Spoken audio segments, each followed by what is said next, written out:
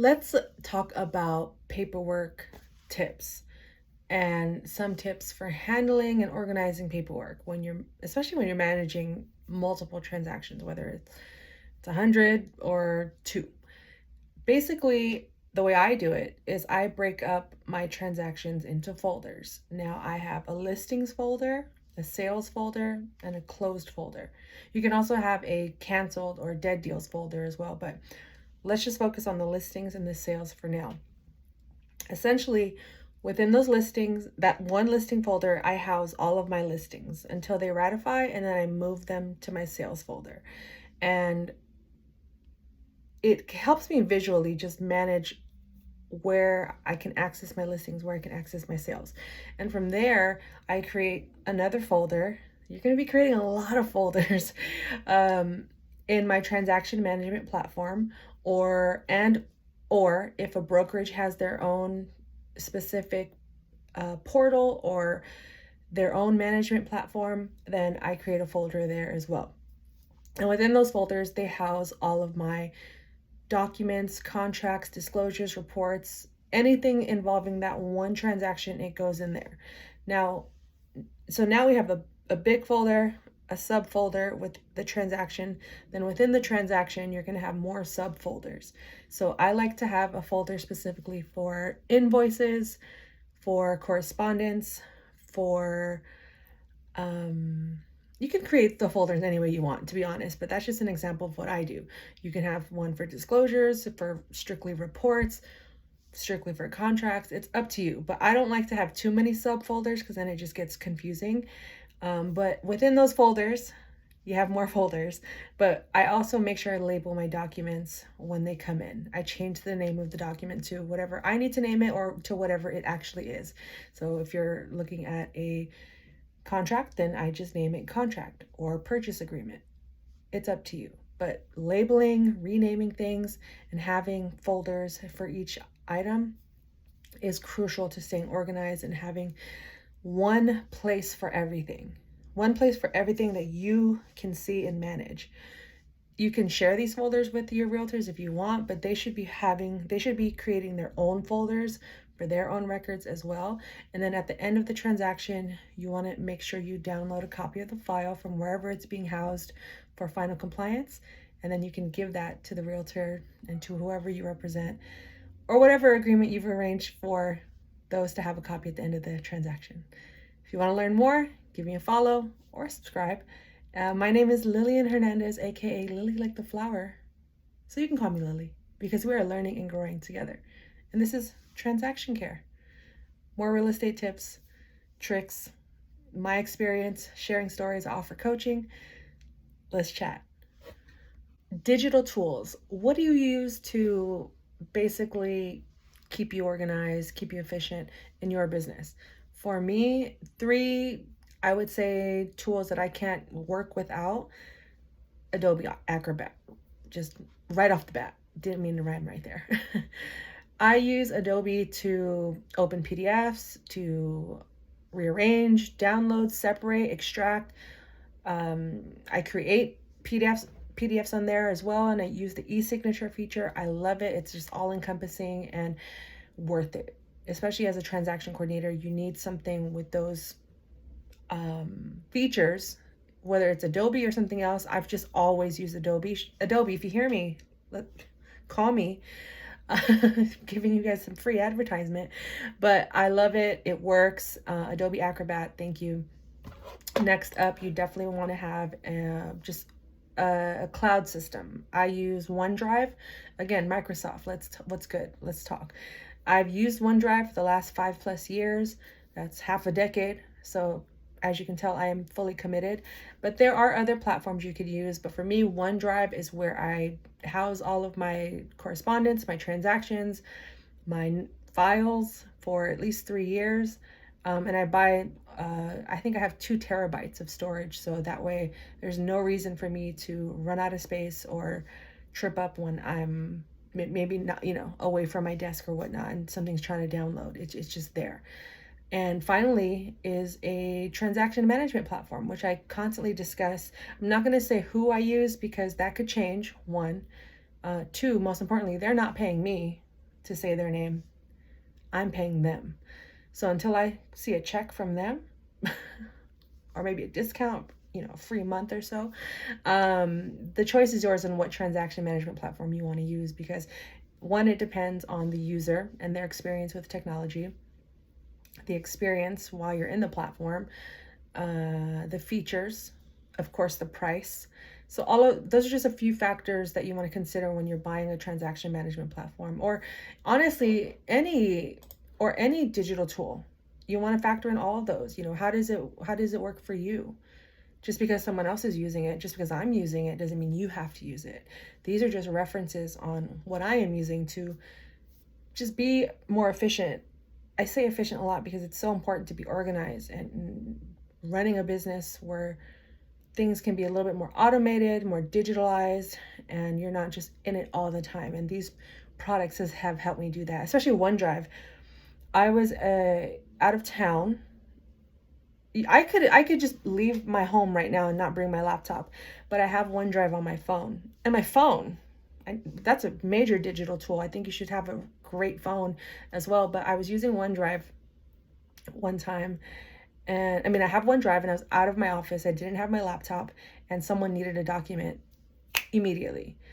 I should have led with this story, but I was able to go into my OneDrive because it automatically syncs as you're using it and updates. So it stays current with what's on your laptop as well. And I was able to download the file to my phone, email it to the person. I didn't have to drive all the way home. I didn't have to go to the library to get on a laptop or a computer or go into a random real estate office. I was able to do everything from my phone when it came to attaching that document in that moment. Now, I don't recommend you only working on your phone or an iPad or tablet. You do need a laptop still, another digital tool. A solid phone, a solid laptop, a good PDF converter of some sorts, which is Adobe, a good iCloud system, which is OneDrive, and of course the TC management platform. So those are my 5 recommendations. Let me know what you think. What are you using? Give me a follow or subscribe, and let's talk. My name is Lillian Hernandez, and I demystify the business of real estate one conversation at a time. I also have a podcast. I offer coaching, one-on-one coaching, which is so crucial. I have a coach, so if I could be your coach, let's talk.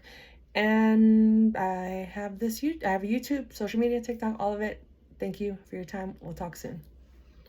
Time management as a real estate transaction coordinator, working from home, is so crucial. I cannot emphasize this enough.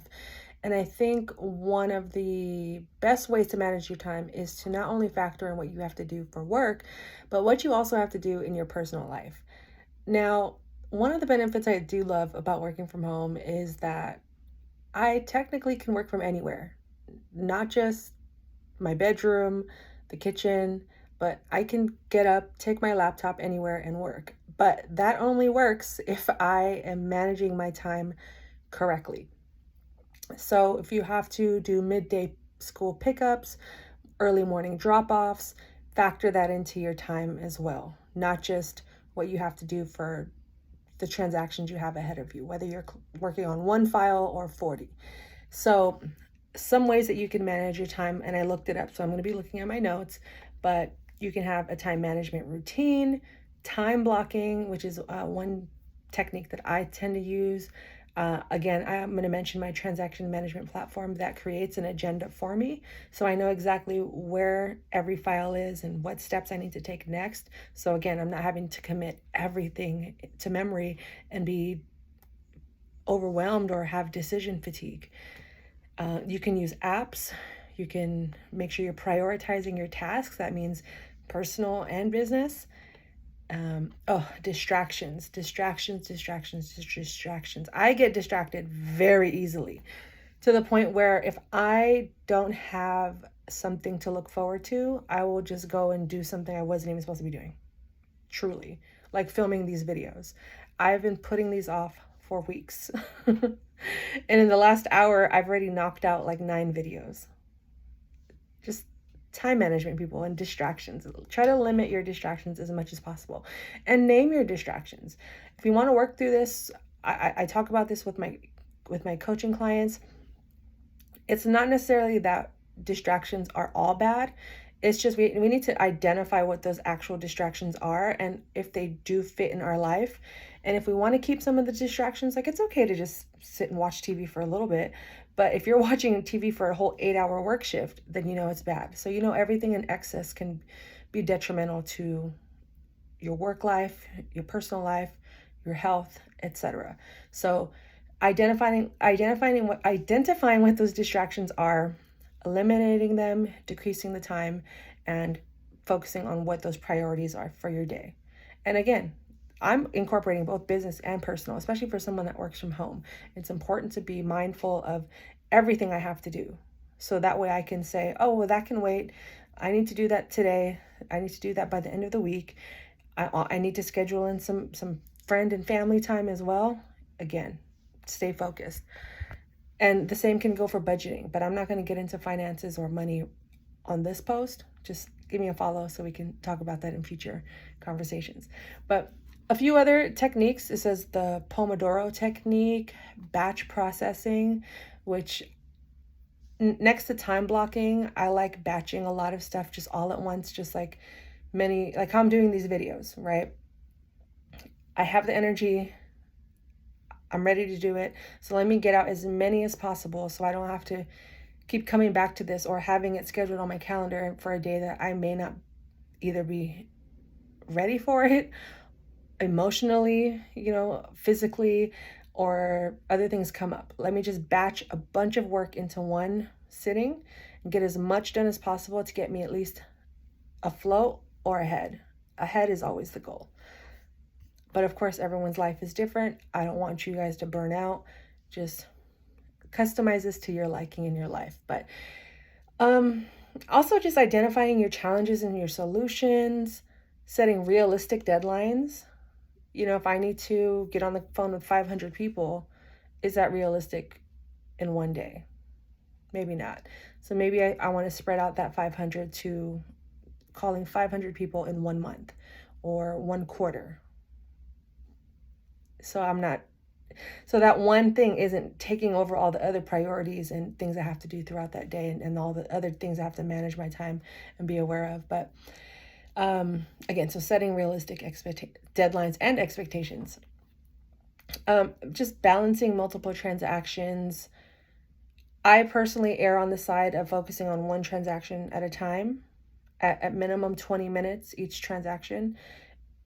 What you do with that 20 minutes is up to you, but start with 20 minutes. It may take longer, it may take less, but just commit at least 20 minutes to every transaction you have going on so that you know that you've given it some time and effort. You don't want to spread yourself you don't want to be managing 10 transactions within that 20-minute period.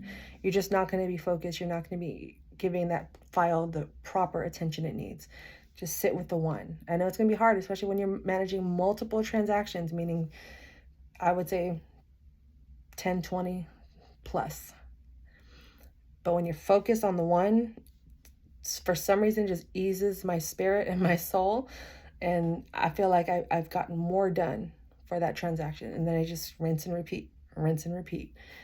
Now, you can also set schedule emails. So time-saving email tips was what they said. And I like to schedule emails. If I'm working after hours, I'll do some of my morning correspondence, responding to emails, scheduling emails, requesting items. I'll do all of that correspondence in the evening. So just in case my morning gets off to a later start, it already looks like I'm working. I love that. I love that about these automation tools. They're great. And it really just keeps me efficient. But ultimately, sit down and write everything you do in a day, in a week, in a month, in a quarter, in a year, if you have the time and the energy and the capacity. And like a puzzle or like a chart, where can these things go to fit in my life? Do I still need to do some of these things? Can I outsource these things? Can I pay someone else to do these things? Can I delegate? I love delegating, whether it's in the budget or not. Asking for help is so crucial, as well as saying no and saying yes to the right or wrong things. No is a complete sentence. Just remember that. So I hope this has helped. Give me a follow, subscribe. This is Transaction Care. My name is Lillian Hernandez, aka Lily Like the Flower. We are learning and growing together. Check out my podcast, subscribe to my YouTube channel, give me a follow here. And if you need a coach to go over all of these techniques or to just break through some of those fears or insecurities, self-doubts, I'm here to help. Let's get on a call. Talk soon.